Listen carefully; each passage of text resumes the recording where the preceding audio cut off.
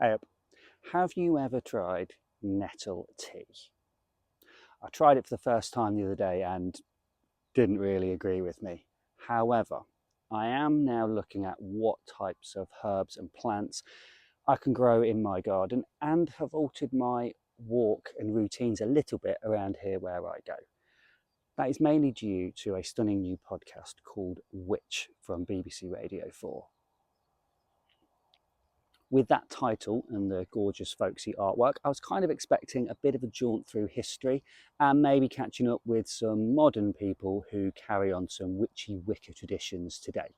And yeah, you get that, but like so much more. And I cannot stress how incredibly brilliant this series was.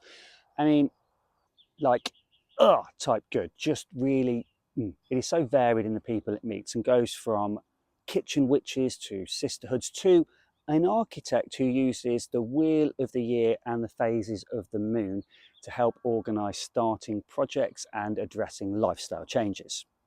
But it does so much more than just meet people who do some modern versions of witchcraft and Wicca. Do you want to know how greed and capitalism radically altered our landscape and communities?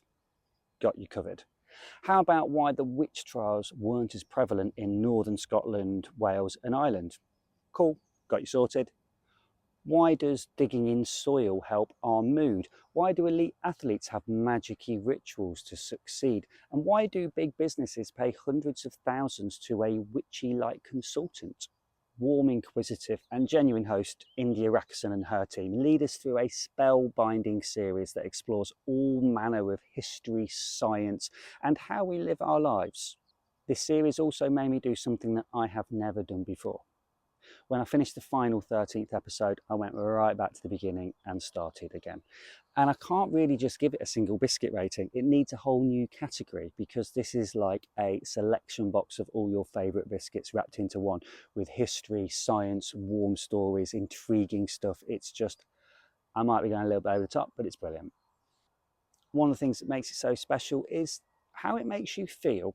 More of that on my full review on the website and podcast links in the usual places. And lastly, a shout out to Melissa Harrison, the author and nature writer, who first tipped me off to this podcast on her social media. Thank you. Right, I'm going to carry on my walk going that way, and then I've got a bit of a witchy book review for you as well by the brilliant artist and comic writer Rachel Smith.